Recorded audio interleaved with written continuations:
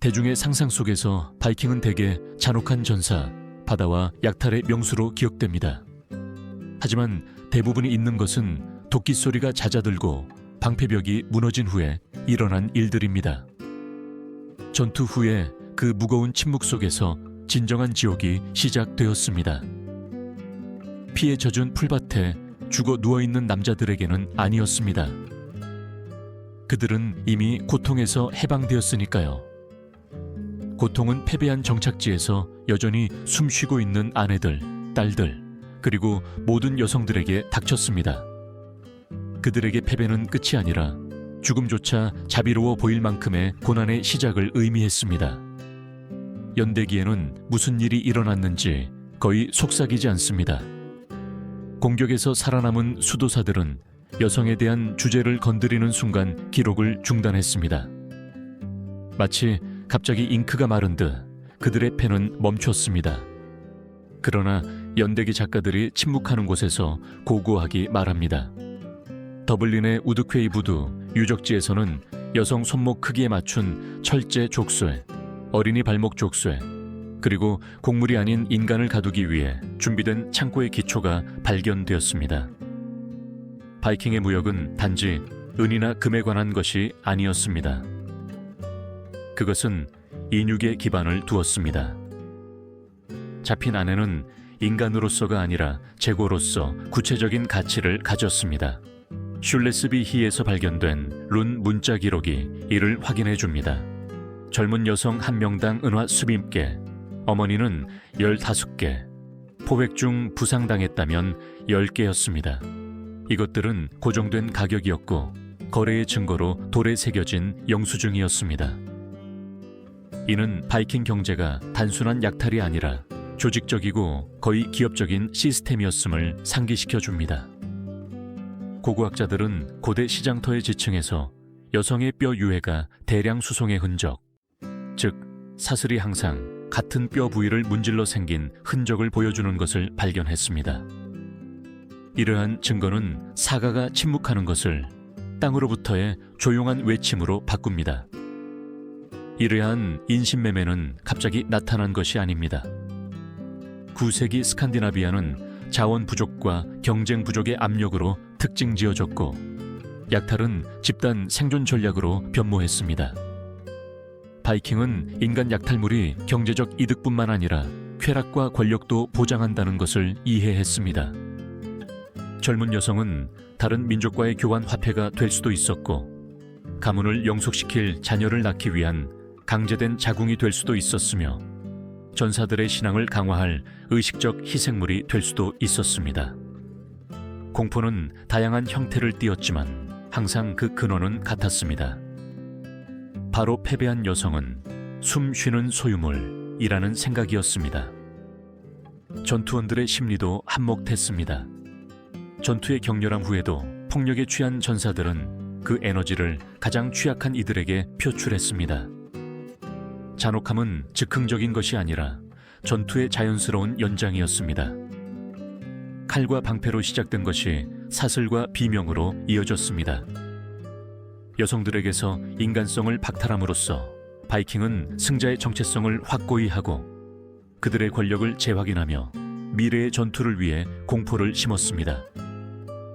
현재의 시각으로 보면 바이킹의 착취 메커니즘은 현대의 인신매매 네트워크와 유사합니다. 경로와 얼굴은 바뀌지만 논리는 동일합니다. 인간을 단순한 상품으로 전락시켜 비인간적인 조건으로 이동시키고 최고 입찰자에게 파는 것입니다. 고고학은 이미 1000년 전부터 인프라가 준비되어 있었음을 보여줍니다. 확장된 부두, 수백 명의 포로들의 배설물을 처리하기 위한 배수 시스템을 갖춘 창고. 이것들은 즉흥적인 것이 아니었습니다. 그것들은 인간 처리 센터였습니다. 가장 불안한 것은 침묵의 공모입니다. 연대기 작가들은 기록하지 않았고 사가는 생략했으며 집단 기억은 그것을 영웅적인 신화로 변모시켰습니다. 그러나 항구의 돌 아래에는 여성과 아이들의 뼈가 또 다른 이야기를 들려줍니다. 우리에게 묻게 합니다.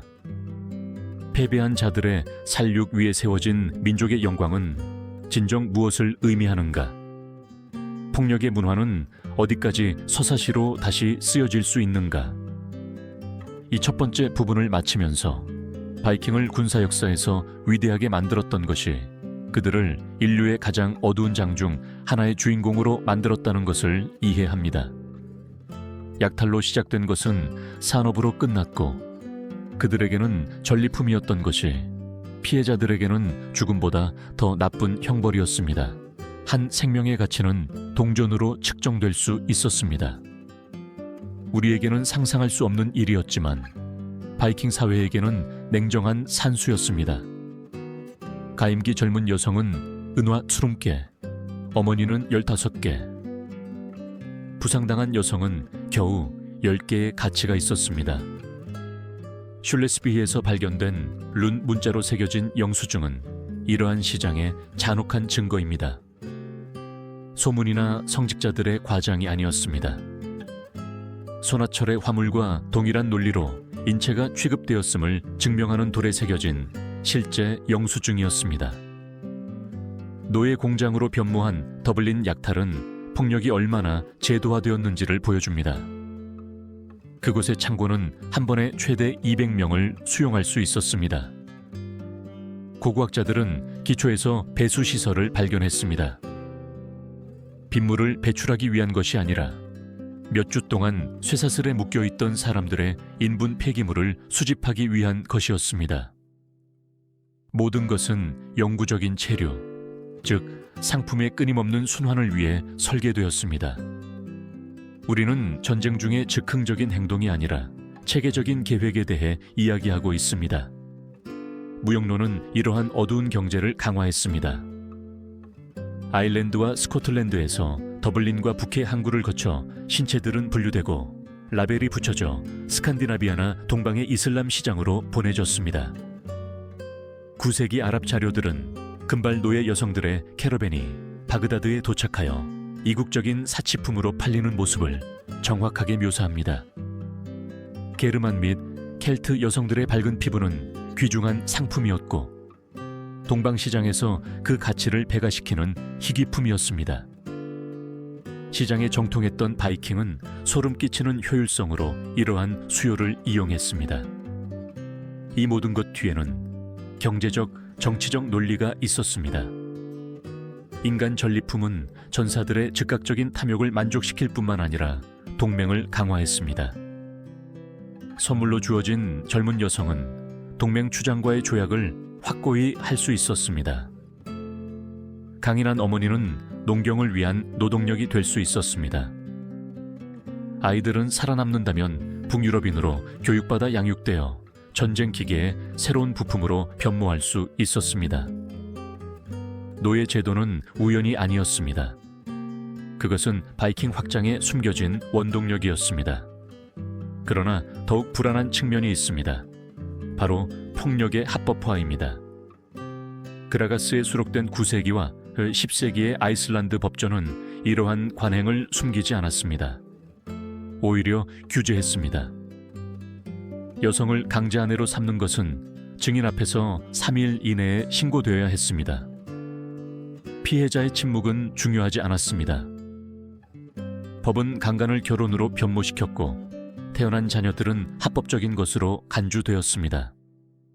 현실에서는 범죄였던 것이 법률 문서에서는 절차였습니다. 이러한 제도화는 비인간적인 것을 일상적인 것으로 만들었습니다. 이러한 맥락에서 여성의 심리를 상상해 봅시다. 하루아침에 전투에서 남편을 잃고 쇠사슬에 묶여 재고품으로 팔리고 운이 좋으면 자신을 포획한 자의 아내로 선언되는 것입니다. 선택권도 목소리도 없었습니다. 트라우마는 절대적이었지만 시스템은 어떤 저항도 진압하도록 설계되었습니다. 심지어 자살도 처벌되었습니다. 여성이 스스로 목숨을 끊으면 그녀의 가족은 소유물 손실에 대해 포획자에게 보상해야 했습니다. 존재는 상업계약으로 축소되었고 존엄성은 관습의 무게 아래 묻혔습니다. 현재의 관점에서 이러한 관행을 볼 때 현대 인신매매와의 유사점을 찾지 않을 수 없습니다. 동전은 지폐로, 룬 문자는 전자이체로, 나무 부두는 공항과 국경 검문소로 바뀌었지만 논리는 변함이 없습니다. 인체를 상품으로 만들고 정체성을 거래의 숫자로 축소하는 것입니다. 바이킹의 역사는 잔혹함이 결코 완전히 사라지지 않고 단지 다른 이름과 다른 시나리오로 재창조될 뿐임을 상기시켜줍니다. 당대 연대기 작가들은 침묵했지만 땅은 진실을 간직하고 있습니다. 부러진 뼈에서, 녹슨 사슬에서, 여전히 핏자국을 보여주는 녹슨 철의 돌에서 우리는 생명을 상품으로 바꾼 시스템의 메아리를 찾습니다. 그리고 모든 룬 문자 영수증, 돌에 새겨진 모든 청구서는 단순한 경제 문서가 아닙니다. 재고로 전락한 이들을 위한 비석입니다. 약탈은 시장에서의 판매나 먼 땅으로의 운송으로 끝나지 않았습니다. 훨씬 더 불길한 형태의 강탈이 있었습니다. 바로 강제 결혼입니다. 유명한 그라가스에 수록된 아이슬란드 법전은 그 형식에 있어서 냉랭한 절차를 묘사합니다. 포획자는 정복한 여성이 자신의 코나, 즉 아내가 되었다고 공개적으로 선언해야 했습니다. 3명의 증인만으로도 결합을 합법화하기에 충분했습니다. 여성에게는 동의를 구하지 않았습니다. 그녀의 침묵은 저항이 아니라 자동적인 수락으로 해석되었습니다. 기간도 정확했습니다. 포획 후 3일 이내였습니다. 만약 전사가 그 기간 안에 요구하지 않으면 다른 사람들이 말이나 토지의 소유권을 다투듯이 그 여성의 소유권을 다툴 수 있었습니다. 그 결과는 기괴했습니다. 영토나 전리품 때문이 아니라 시장의 가축처럼 취급되는 여성들을 두고 바이킹들 사이에 싸움이 벌어졌습니다. 오늘날 우리가 체계적인 강간으로 인식하는 것이 법에 의해 규칙, 기한, 제재가 있는 정기적인 관행으로 규정되었습니다. 이러한 시스템 뒤에는 잔혹한 생존과 위신 논리가 있었습니다. 전 세계 패배한 적의 아내를 차지하는 것은 전장 너머로 승리를 연장하는 방식이었습니다. 단순히 육체적인 욕망이 아니었습니다. 그것은 지배의 상징적인 행위였고 상대를 역사에서 지우고 그 가문을 재탈환하는 것이었습니다. 그러한 결합에서 태어난 아이는 사생아가 아니라 승자의 정당한 후손으로 간주되었습니다. 성폭력은 법령에 의해 사회 확장 도구로 변모되었습니다. 피해자들의 심리는 상상하기조차 압도적입니다. 어느 날은 고귀한 아내이자 가정의 돌봄이었던 여성들이 다음 날에는 남편을 살해한 자의 소유물이 되는 것입니다. 굴욕감은 완전했습니다. 자신이 알던 모든 것을 파괴한 자의 감시 아래 살고 아이를 낳고 기르도록 강요당했습니다. 많은 이들이 심리적인 생존 방식인 장기적인 침묵 상태에 빠졌습니다.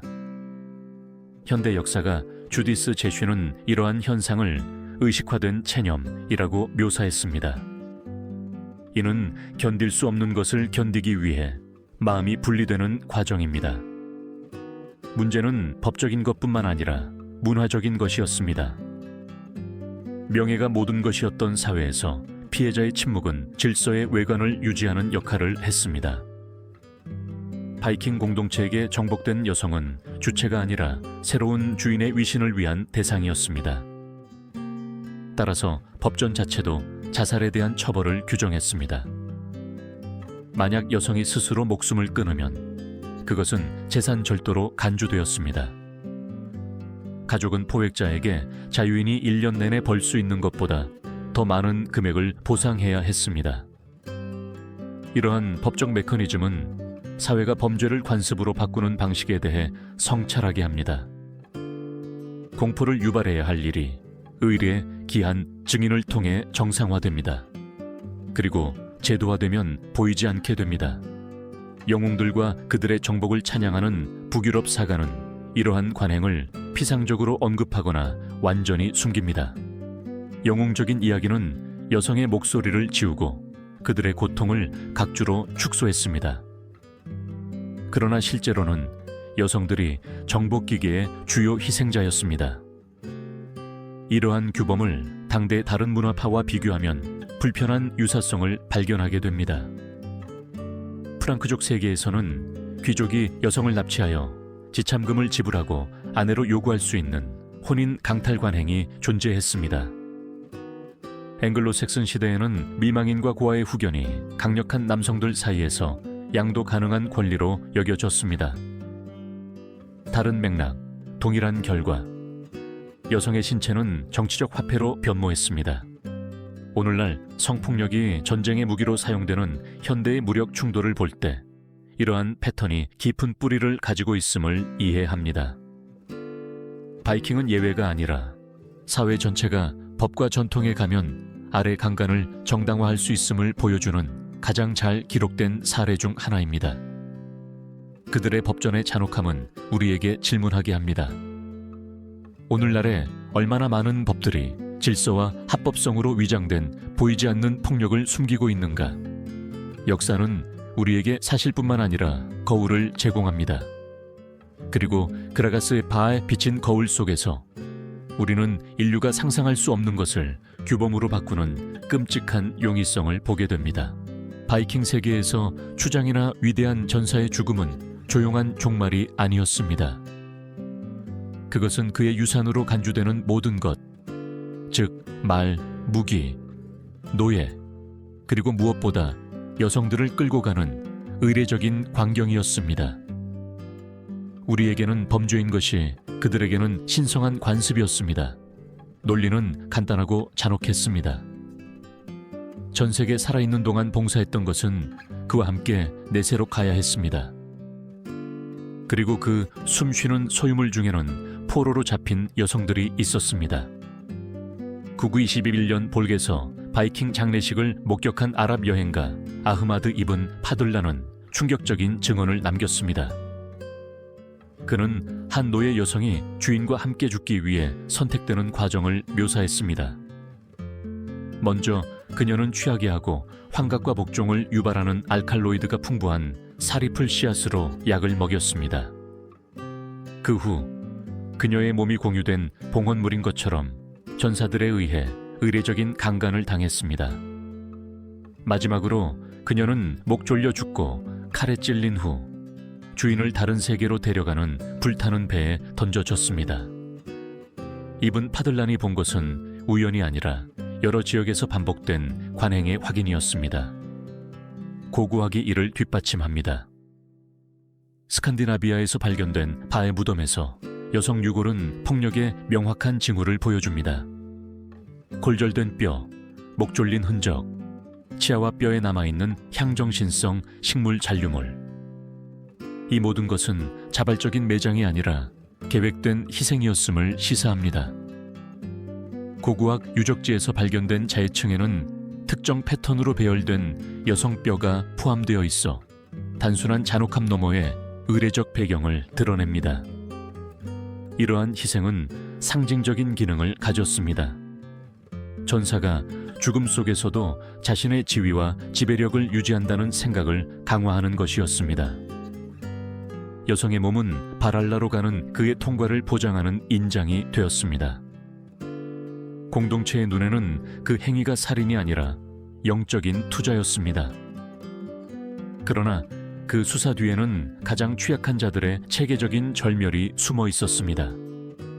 종교와 폭력이 결합하여 다른 방식으로는 용납될 수 없는 것을 정당화했습니다.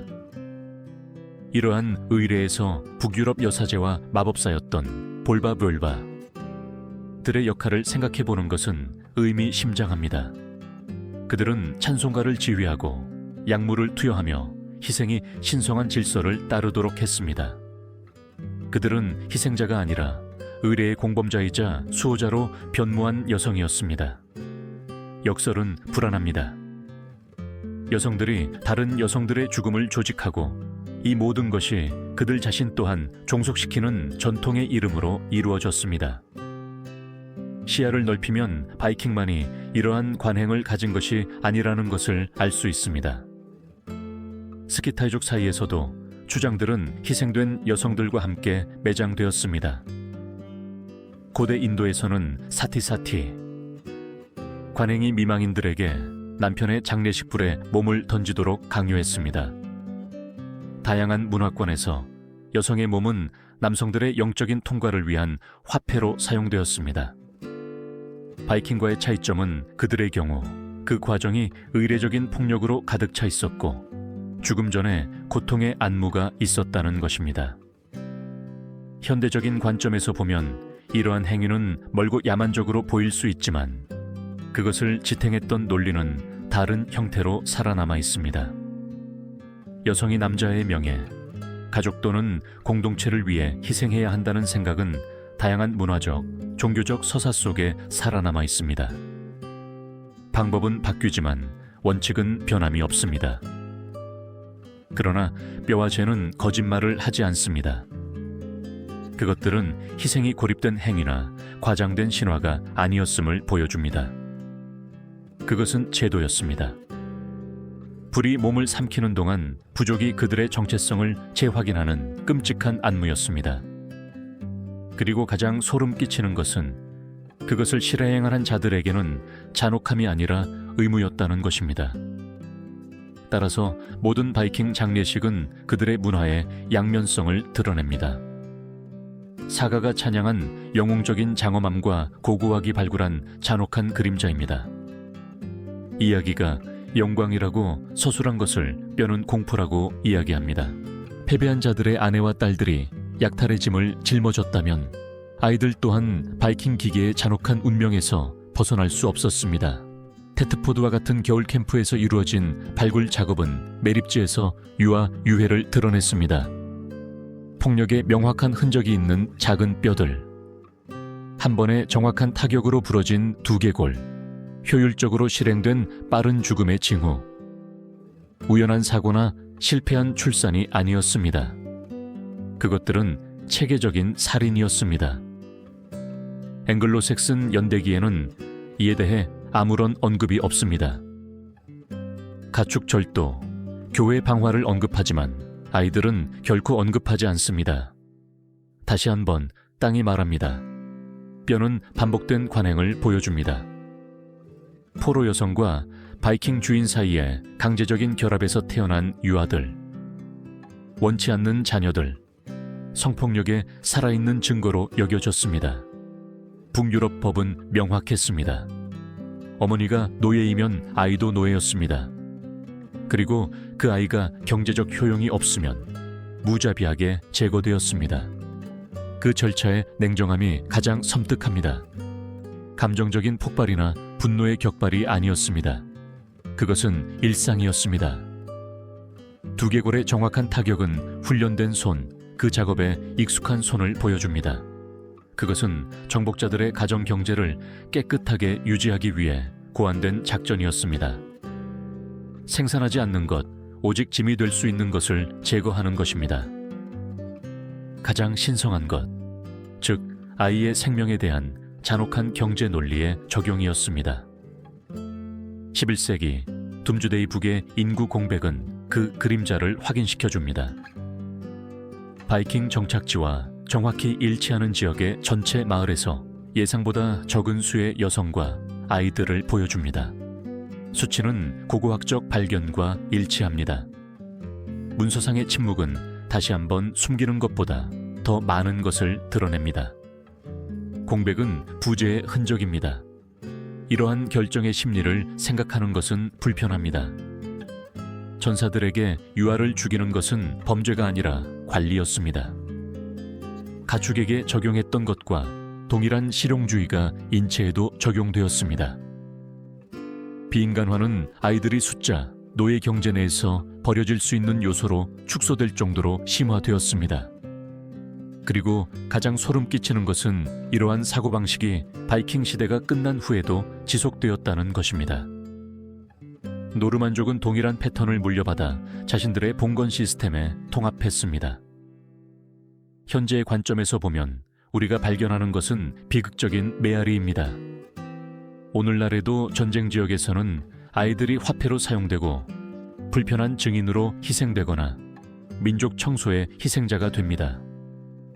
패턴은 반복됩니다. 가장 취약한 것이 가장 버려질 수 있는 것이 됩니다. 쓰레기 더미에 흩어진 유와 뼈들을 가진 바이킹 역사는 과거의 유물이 아니라 결코 완전히 사라지지 않는 야만성의 어두운 거울입니다. 이 유해들을 분석한 고고학자들은 더욱 끔찍한 사실을 발견했습니다. 그 관행에는 통일성이 있었습니다. 그것은 고립된 개인의 결정이 아니라 공유된 규범이었습니다. 수백 킬로미터 떨어진 다른 캠프에서 발견된 두개골에서 동일한 방법, 동일한 골절 패턴이 나타났습니다. 연구자들의 말에 따르면 그것은 표준화된 폭력이었습니다. 이는 바이킹의 사고방식에서 패배하여 태어난 아이의 생명이 전쟁 회계의 한 데이터에 불과했음을 드러냅니다. 땅 아래에서 발견된 모든 유아뼈는 우리에게 이 진실을 직면하게 합니다. 바이킹의 지배 아래에서 윤영이는 순수함이나 희망이 아니었습니다. 그것은 방해물이었고 지워져야 할 살아있는 증언이었습니다.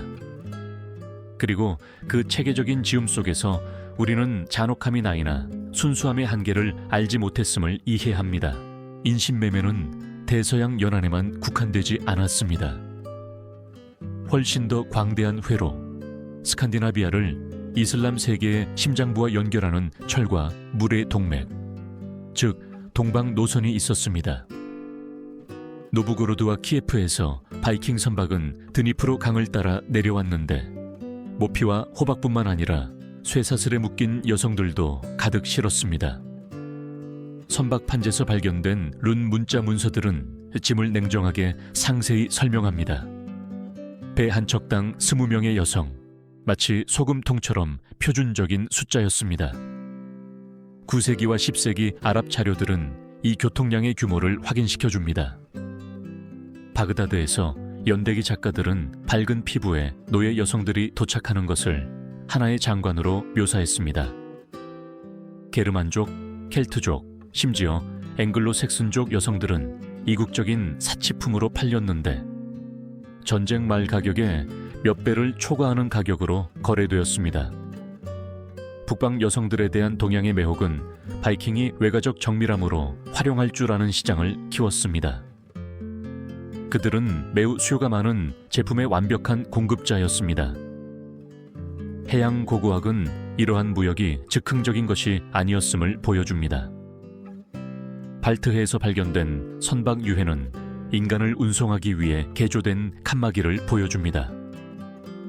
환기 시스템, 물 저장고, 포로들을 몇 주 동안 쇠사슬에 묶어두기 위한 강화된 구조물.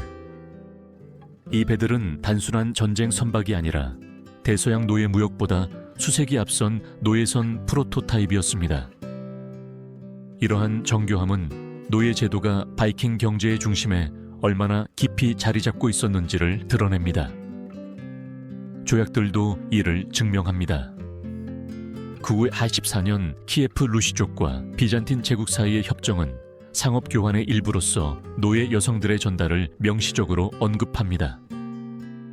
그것은 예외가 아니라 나이와 신체 상태에 따라 가격이 책정되는 표준화된 조항이었습니다. 젊은 여성들은 높은 가격에 거래되었고 임신한 여성들은 할인이 되었으며 어린아이들은 거의 가치가 없었습니다. 인체는 회계 범주로 세분화되었습니다. 이러한 인신매매는 바이킹 족장들의 주머니를 채울 뿐만 아니라 동맹 네트워크를 강화했습니다. 동방으로의 끊임없는 노예 여성 흐름은 아랍 및 비잔틴 상인들의 호의를 보장했으며 그들은 막대한 양의 향신료, 비단, 은을 제공했습니다. 북유럽 왕국들은 이러한 경제적 주입 없이는 확장을 지속할 수 없었을 것입니다. 즉, 쇠사슬에 묶인 여성들과 함께 떠난 모든 드라카르, 바이킹 선박에는 즉각적인 부뿐만 아니라 바이킹 권력의 연속성 자체를 보장했습니다. 그러나 이 네트워크 뒤에는 파괴적인 심리적 메커니즘이 숨어 있었습니다. 바이킹에게 포로로 잡힌 인간은 경제적 계산의 대상이 되었습니다. 이러한 관행의 체계적인 반복은 모든 공감을 마비시켰습니다. 아이들은 결함 있는 상품이었고 여성들은 소비자였습니다. 수십 년 동안 정상화된 이러한 사고방식은 결국 잔혹함이 질서의 동의어인 문화를 형성했습니다. 이러한 경로를 현대의 인신매매 통로와 비교하는 것은 불가피합니다. 오늘날 그때와 마찬가지로 여성들이 나이, 출신, 신체 상태에 따라 분류되고 문화적 수요에 따라 가격이 달라지는 시장이 존재합니다. 역사적 메아리는 견딜 수 없습니다. 감금의 산업화는 현대 대서양만의 현상이 아니라 훨씬 더 오래된 패턴이었습니다. 공식 연대기들은 침묵하지만 더블린, 노브고로트, 요크에서 반복적으로 재건된 부두들은 진실을 드러냅니다. 항구의 모든 확장은 더 큰 저장 능력을 의미했고 더 많은 신체들이 운송을 위해 준비되었습니다. 그것들은 단순한 목재 구조물이 아니었습니다. 그것들은 한 세기 이상 중단 없이 작동한 인신매매 기계의 부품들이었습니다. 탐험가이자 상인으로서의 바이킹의 영웅적인 이야기는 여기서 피로 물듭니다. 그들이 확장한 것은 단순한 무역이 아니라 야만적인 북유럽과 동방의 가장 정교한 시장을 연결한 대규모 노예제도 모델이었기 때문입니다. 그리고 그 여정에서 모든 강과 모든 항구는 수천 명의 생명을 단순한 화물 목록의 기록으로 축소시킨 사슬의 연결고리가 되었습니다. 노예제도와 인신매매가 바이킹 권력의 경제적 얼굴이었다면 처벌용 구덩이는 공포의 연극적 차원, 즉 공포의 무대화를 보여줍니다. 저항하거나 도망치려 하거나 주인에게 공격을 가한 여성들은 빠르게 처형되지 않았습니다.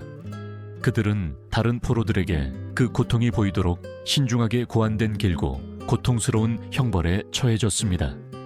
더블린 외곽의 발굴 작업은 돌로 줄지어 놓인 이 구덩이들을 드러냈습니다. 깊이가 겨우 2m이고 폭이 1m도 안 되는 좁은 구멍들이었습니다.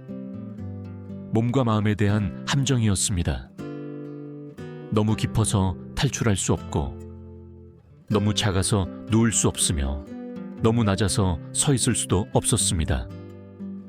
희생자들은 미리 골절된 뼈를 가진 채 던져졌습니다. 도망을 막기 위해 다리가 부러졌고 자살을 막기 위해 팔이 부러졌습니다. 즉각적인 처형이 아니라 끔찍한 기다림이었습니다. 죽음은 갈증, 굶주림 또는 추위로 찾아왔고 때로는 며칠이 걸렸습니다. 토양 분석은 장기간의 분해를 확인시켜 줍니다. 축축한 흙과 섞인 부패하는 살점의 잔해는 희생자들이 쓰러지기 전 며칠 동안 그 구덩이에서 살아남았음을 증명합니다. 일부 구덩이에는 바닥에 날카로운 돌이 깔려 있어 움직일 때마다 몸을 찢도록 했습니다. 다른 구덩이에는 무릎까지 고인 물이 있어 결국에는 감염과 궤절을 유발했습니다. 각 변형은 동일한 목적을 추구했습니다. 고통을 증폭시키는 것이었습니다. 육체적인 잔혹함을 넘어 목적은 심리적인 것이었습니다. 한 여성이 구덩이에서 서서히 소멸하는 동안 다른 포로들은 지켜보았습니다. 메시지는 분명했습니다. 어떤 반란 시도도 노예 생활보다 더 나쁜 죽음으로 처벌될 것이라는 것이었습니다. 폭력은 연극이 되었고 집단적인 교훈이 되었습니다. 그것은 양피지가 아닌 부러진 뼈와 억눌린 비명으로 쓰여진 공포의 교육이었습니다. 바이킹법은 이러한 처벌을 고려했을 뿐만 아니라 정당화했습니다. 법전은 주인을 죽이거나 해친 노예는 생매장되어야 한다고 규정했습니다. 그러나 그것은 즉각적이고 자비로운 매장이 아니었습니다. 고통을 연장하기 위해 고안된 개방형 구덩이였습니다. 이런 방식으로 법과 관행은 통제의 동일한 의례로 융합되었습니다. 이러한 관행의 메아리는 다른 사회에서도 감지됩니다. 로마에서는 반란을 일으킨 노예들이 모든 사람이 보는 앞에서 십자가에 못 박혔습니다. 중세 이슬람 세계에서는 일부 반란자들이 공공광장에서 꼬챙이에 꿰어졌습니다. 바이킹은 대신 구덩이를 선호했습니다. 조용하고 땅속에 숨겨져 있었지만 나머지 포로들이 밤새 신음소리를 들을 수 있을 만큼 가까웠습니다. 그것은 보이지 않는 처벌이자 동시에 무시할 수 없는 처벌이었습니다. 개인을 즉시 죽이지 않고 파괴하려는 현대의 처벌 방식, 즉 독방 감금, 감각 박탈 기술, 심지어 고통이 정치적 계산의 일부로 연장되는 비밀 구금 시설과 평행선을 긋지 않을 수 없습니다. 논리는 동일합니다. 고통을 사용하여 신체를 파괴할 뿐만 아니라 집단의 복종을 형성하는 것입니다. 이러한 구덩이에서 구조된 뼈들은 잔혹함의 교육학에 대한 말없는 증인입니다. 의도적인 골절, 굶주림의 징후, 돌벽에 박힌 손톱의 잔해, 모든 세부 사항이 천천히 그리고 정밀하게 설계된 죽음의 이야기를 들려줍니다. 그리고 우리는 사가의 영웅적인 면모 아래 바이킹의 폭력이 도구 이상이었던 시스템의 건축가였음을 인정해야 합니다. 그것은 언어였습니다. 생명이 한 방울씩 소멸되었던 그 어두운 구덩이 속에서 가장 혼란스러운 진실이 드러납니다. 바이킹에게 여성의 고통은 전쟁의 우연이 아니라 필요한 광경이었고 공포의 기계를 온전하게 유지하기 위한 필수적인 도구였습니다. 바이킹 권력의 점진적인 몰락과 함께 노예 제도와 폭력 관행이 사라질 것이라고 생각할 수도 있습니다. 그러나 실제로 일어난 일은 훨씬 더 불안했습니다. 시스템은 죽지 않고 변모했습니다. 프랑스에 정착한 바이킹의 후손인 노르만족은 그 모델을 물려받아 정교하게 다듬었습니다. 1066년 잉글랜드를 정복했을 때 그들은 새로운 법적, 종교적 옷을 입혔지만 동일한 지배 논리를 적용했습니다. 왕국의 자원을 조사한 대규모 기록인 둠주데이 북, 돔스데이 북은 토지, 가축, 농작물만 기록한 것이 아니었습니다.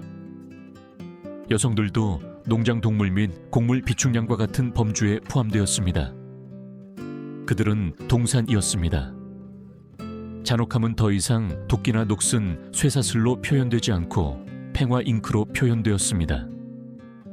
언어의 변화가 현실의 변화를 의미하지는 않았습니다. 여성은 여전히 양도 가능한 재산이었습니다. 노르만 성의 발굴 작업은 여성 감방으로 설계된 공간을 보여줍니다.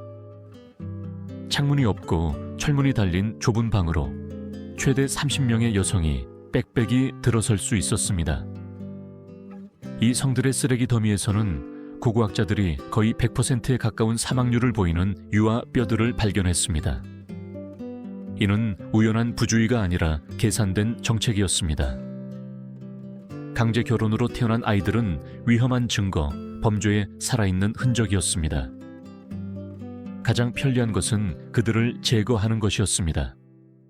바이킹 시대의 공개적인 폭력이었던 것이 노르만족 아래에서는 제도화된 폭력으로 변했습니다. 교회는 이 시스템을 근절하는 대신 흡수했습니다. 교구 기록에는 아버지를 알 수 없는 아이들의 세례 기록이 가득합니다. 그들 중 많은 수는 체계적인 번식 시설을 거친 포로 여성들로부터 태어났습니다. 성직자들은 그러한 출생을 기록하고 많은 경우 나중에 그 아이들을 농노로 판매하여 돈을 받았습니다. 이런 방식으로 포로 여성들의 고통은 수도원과 대성당의 수입으로 변모했습니다. 교회의 공모는 아마도 가장 불안한 측면일 것입니다. 요크 대성당의 중세 장부에는 이러한 숙소 운영자들에게 정기적으로 지불된 금액이 기록되어 있습니다. 그것은 또 뇌물이나 기부가 아니라 서비스 계약이었습니다. 인신매매 자금은 재단, 스테인드 글라스, 탑을 건축하는 데 사용되었습니다. 복음서에서는 죄였던 것이 실제로는 축복받은 사업이 되었습니다. 유전적 수준에서 현대 연구는 이러한 관행의 규모를 확인시켜 줍니다.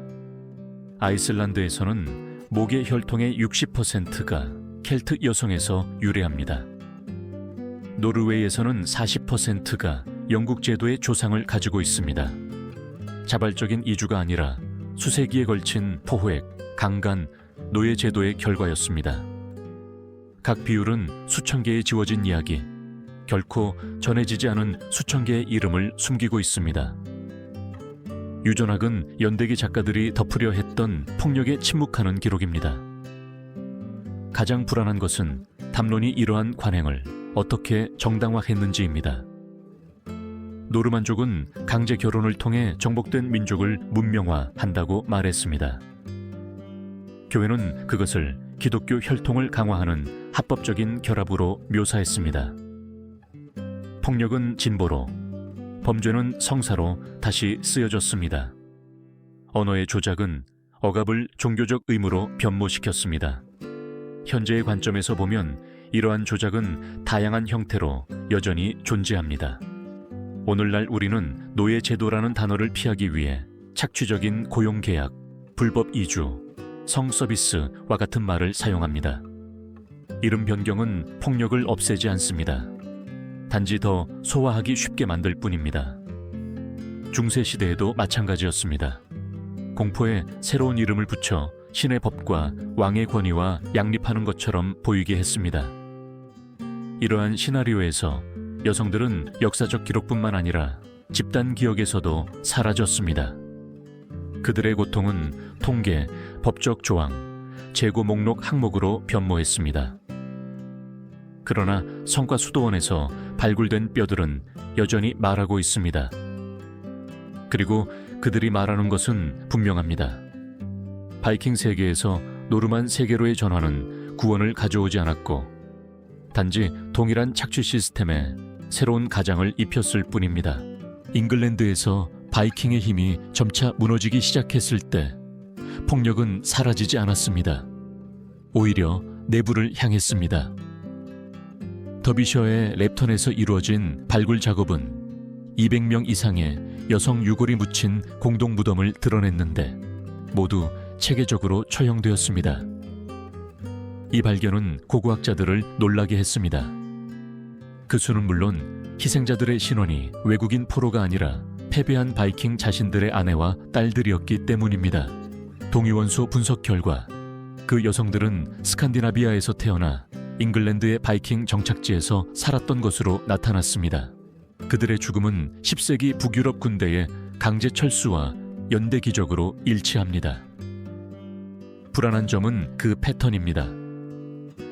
처형 방식, 강력한 타격, 목졸림, 수은 중독은 외국인 프로들에게 적용된 것과 정확히 같았습니다. 즉, 바이킹은 자신들의 기술을 자신들의 가족에게 사용했습니다. 그 설명은 그 논리에서 잔혹합니다.